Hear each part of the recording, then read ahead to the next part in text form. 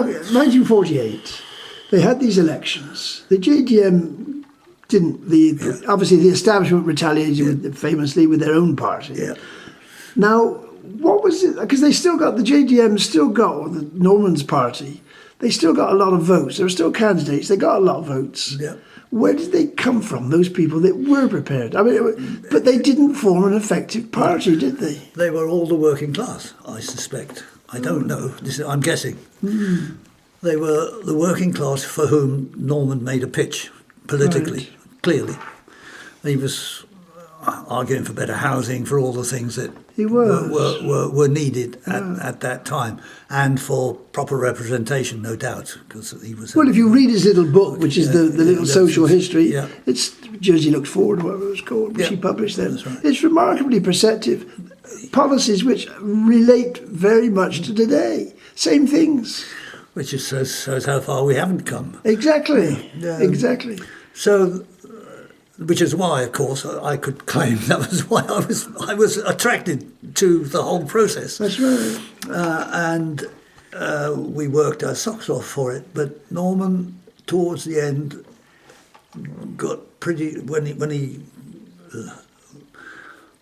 left the IDC. He resigned his presidency of the IDC, and I can't remember whether he got voted out subsequent to that before he died. I think he was not a member of the House when he died. Really? So he left, whether he left voluntarily, not standing again, or whether he lost an election, I can't remember. Because one of the things I remember Mr. de Cornu told us, for example, they underrated his house. He built himself a little house in Granville. Yeah, that's right. They underrated it so he wouldn't have a vote. He wouldn't have a say or something. So that's what they did. That's the sort of tactic they did. Oh, it wouldn't surprise me in the slightest. It wouldn't surprise me. No. But so you can see, but knocking on doors, which I did for him for a couple of elections before I stood myself.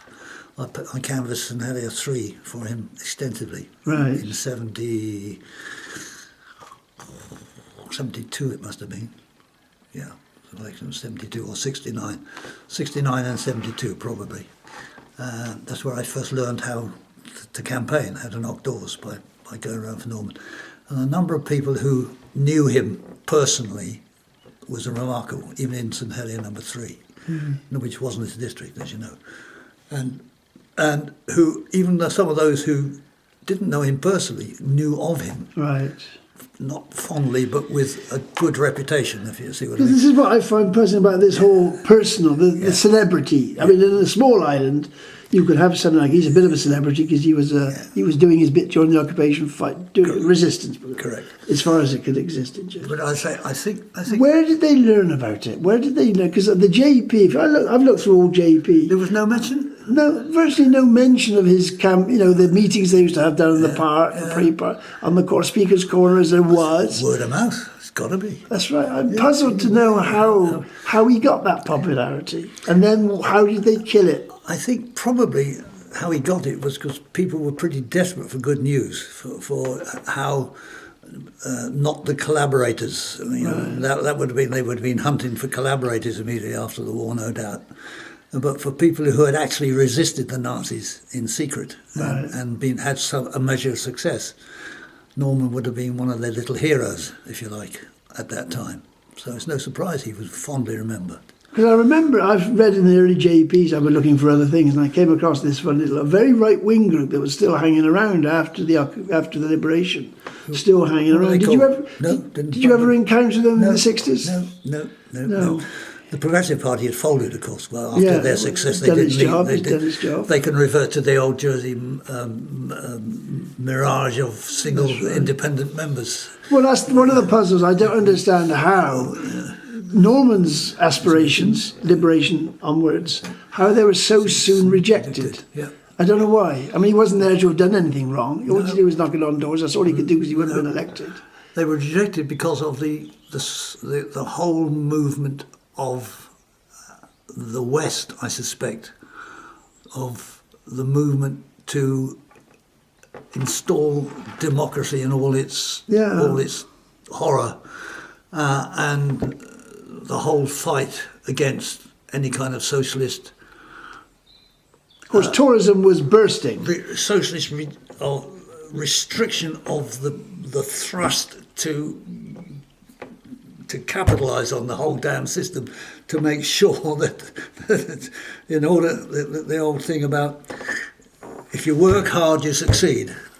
Because when Colin Powell arrived, when you started in the 68, 69, he did that economic report on the island, which is extraordinarily well done, extremely good report on all the industries that existed. But from that moment, from his arrival, whether it was him or not, but they abandoned the anti-usury law, and that seemed to give the momentum for the finance industry to really blossom, because that limited the amount of interest they could charge on loans. Right. And that seemed to be the key thing. They give the credit to Cyril Lamarck, a few little people. But Colin Powell was instrumental in that. And from the time he started, the finance industry virtually took command. Which means that the room for any kind of socialist thinking, let alone implication, is so limited it isn't true. That's right. As soon as the finance industry takes that kind of dominance, then the island's and now it is. I mean, the farming is dying. Tourism is dying. And there's nothing else. Nothing else in sight. There's nothing else in sight. That's right. So we are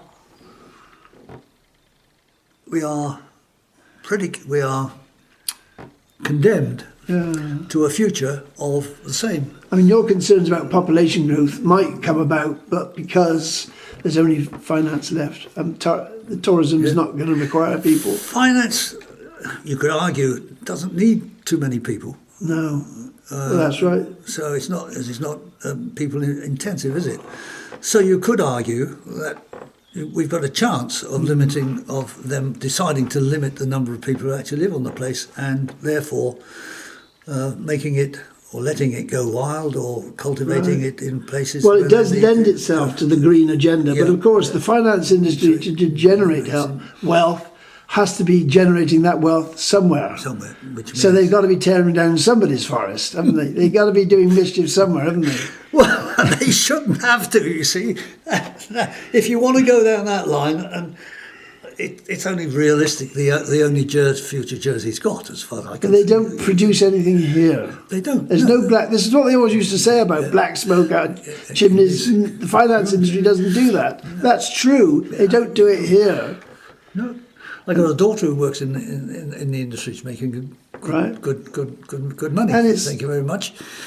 It's contacts London, of course, the big one, and it's Bermuda and all the places people stash money, hide money away to make profits and not pay tax on it. All these places are now the hub of the Western world. Right.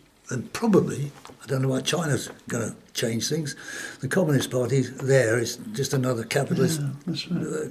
Capitalist. Well, in France, I think communism's taking another one of its downturns. I don't know what happened. The left the Pen is going to do big things, I gather. In that's the right. Next election.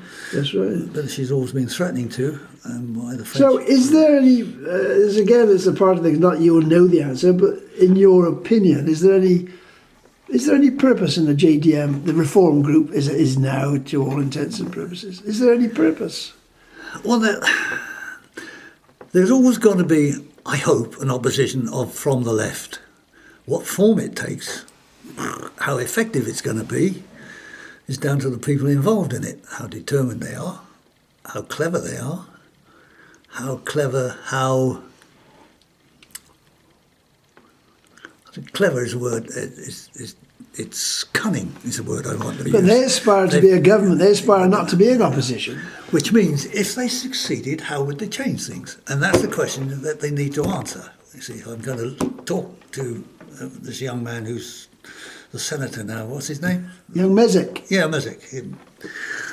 If I was able to sit down and talk to young Mezek, I said, supposing you succeed, what would you change? In what order? That's right. In order to resist what the opposition you will get, deadly opposition from the people who've always been there. The finance industry won't allow it, will they? That's basically they won't allow it to have a socialist government here or a progressive. Not in its current form, no. But I suspect, you see, that there's money still to be made in green policies and left-leaning policies. Money has to be part of the answer. But it can't drive the answer.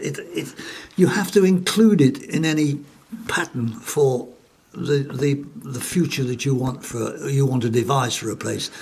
I always wanted to sit down with the Swedish bloke and have a look in detail at how he succeeded in Sweden for that limited 3 years' time, was it? They've got abundant hydroelectric, I presume, in Sweden. Yeah, you've got to have your own.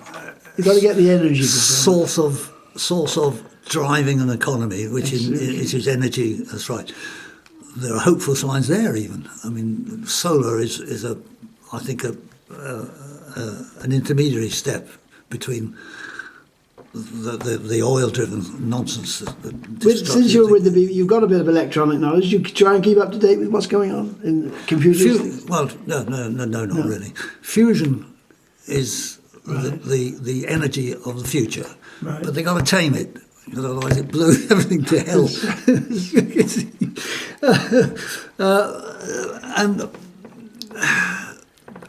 I keep hearing about some bugger in America's driving cars on water. Yeah, we keep it. There's a German one, they've done one in water. That's right. But it never happens. I wanted to help. They keep showing a prototype which looks very pretty. Yeah, but is it... Are you sitting on a hydrogen bomb, for example, because you're separated? Well, it's H2O, it's hydrogen and oxygen. It's the vital ingredients, isn't exactly. it? So are you sitting on a bomb of some kind? But the climate change, which is the states here, they've agreed to the proposition. I think it was one of the Reform deputies brought the proposition. They've agreed to it. I don't know if they realise it sounded like a good thing to do at the time, didn't it? Probably. They want to be seen to go along with the UK government who've done the same thing. It's image, isn't it? But you can see the oil companies manoeuvring already. Absolutely, yeah, that's right. So I'd love to be, I suspect one of the things, there was a young man who's a geologist who goes around the world looking for oil at the moment. So I sort of said to him, is there any alternative? What can you see alternative? And he said something that wasn't just hydro-sonic, it was something to do with the sun power.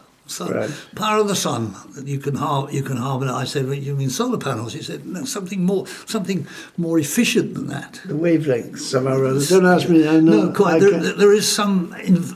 We hope there is. Yeah, there are things going on in the world which mean that there's a source of energy which is not subject to political manoeuvring, to one country be able to harness the whole bloody thing and hold everybody else to ransom, like Saudi Arabia. If you were a couple of years younger, do you think you'd want to stand now for the States? Yes.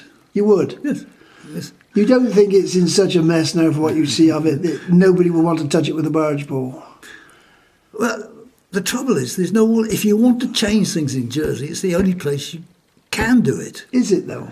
Well, I've tried and failed because there was no like-minded person or group of people within that institution at the time I was there. Same with Norman. Anybody who gets in there now is on their own. Yeah. But this is the ordeal of a party, you see. There are now 3 parties in theory. There's the Progress Party, which I interviewed the guy who was in the JDM when he was a constable and then he's a senator now. Hallett. Oh, yeah. You see, so he's tried various things. Yeah, he was Constable of Sombrero, wasn't That's he? That's right, Constable of Sombrero. Steve Parrott, we know him. We've had dealings with him at the club. Yeah, but he's isolated, isn't he? Well, they formed a party, but he's asking the public to tell them what their policies are, which is a strange way to run a show, isn't it? No. You tell them what you want to do, and then. I would have thought so, but he seems to give us some good ideas.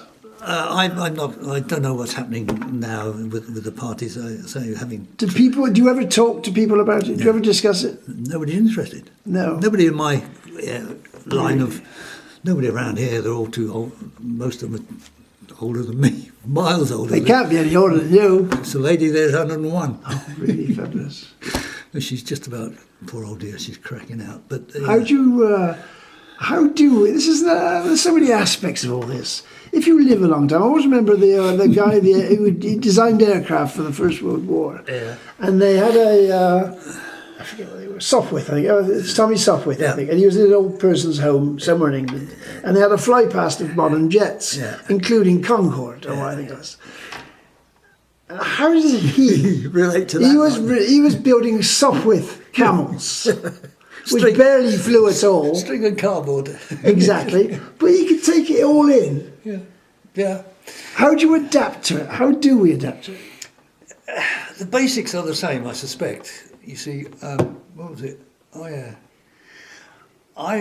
My first memory of my father was in the RAF Right. all his life. He was an engineer. As in, And he was an engineer in when the war started. He was with the squadrons out in attacking the Italians up in the Abyssinia or some bloody place. It was the Forgotten War, Abyssinia there, and the war started, and the Air Force was told to destroy all their aeroplanes, the old things you were talking really? about, and make their own way home. This is in Abyssinia. Catch a bus. No, exactly. How do you get home? So the old man had a really lucky escape. He was a senior warrant officer. He wasn't commissioned at that point. He hitched a lift somebody was flying down to Cape Town, I think it was. He flew down to Cape Town anyway on 2 or 3 hitches to catch a troop ship home. Troop ships were leaving from this is 39. The U-boats were around. He got there and there was a huge mass of ex-servicemen trying to get home. Same thing as him. They were all queuing to get on these boats with wives and families and God knows what going on. You can imagine the chaos would have been. He tried to get on one boat and was chucked off. That boat got torpedoed on the way. No survivors. He got on the next boat. They got home all right. The boat after him also got torpedoed. No survivors. So he was a lucky man in all senses. And he took me. He was maintaining Spitfires during the Battle of Britain in the South Coast. And he was commissioned. They commissioned him. He put on his first officer's uniform. It was bright blue and single thin stripe of pilot officer. It was the lowest of the low, and he'd been a senior warrant officer, and he was not a happy man. Anyway, he took me around he used to take me as a kid around the aerodromes, right? And I remember seeing the wing of a Hurricane, which was it was wood with fibre over the top, and the thing was repairing the wing of a Hurricane. I can remember. Anyway, sorry, I diverted. This is it, and you have to adapt to all this. Adapt. In the brain, somehow or other, you have to realise that when you were 16 and you finished your schooling, you thought you knew it all. Yeah. And everything was changed in 10. Now everything changes in 10 years. That's right, if not sooner. And this is what I mean. I play with a very primitive level of camera for recording and the computer, but I can't operate a mobile phone. I can't operate that. They're just too irritating. I agree. And there's lots of people who can. So I've given up on the internet entirely. Yeah, I just don't pay attention to it. Among other things, because I don't know how to operate or to mend it if it goes wrong, how to put the thing right. But also because it irritates the hell out of me. And this is the obsession with e-gov, as they call it. It just, to me, the whole electronic thing. Yeah, it's leaving the people behind, yeah, isn't it? Precisely. Individual participation in politics must be at its minimum these days. But old habits die hard as far as I'm concerned. But we're all dying out, son. And before long, there will be a generation. On the basis that your neighbour's 100, that gives you nearly 20 years left of campaigning. Yeah, oh God, the thought of getting in there now and of starting from scratch, and of trying to educate these irritable bastards who won't think beyond their grandmother's cotton socks. Well, it's the word they use a lot now is tradition, of course. Of course, that is a powerful thing. People say, they don't have to understand it, they just say it's tradition. You don't have to analyse it, it's tradition. Like the camera to Harrow. Totally irrelevant in my view. Yeah. But they use it. They do use it. It comes out, they dust it out, and then say, "Whoa, what's this? What's the Clara de Harrow?" Yeah. You don't bother to take notice of the place you live in or its history. History is another subject which Absolutely. not enough people take notice of history, They do. recent or far. So are you going to write a little book to add to history? No, my hell, too lazy, absolutely too lazy. When I gave up all the records, I gave up that sort. I sent it all away. And leave it. I'm very happy to see someone taking an interest. Was there much stuff went to the archive? Yes, Was it a lot? pile of it. And unless they've scrapped it, they should still have it. They should, because they've got a huge backlog of archive work to do. I'm sure. They've now got a new building or an extended building. Yeah. But of course, at the moment they're locked down, they're very restricted access anyway. So anyway, we will stop here because if we want to have a continuation, we will. But I'll go away and digest what we've recorded. See if there's anything. I don't know whether there's anything.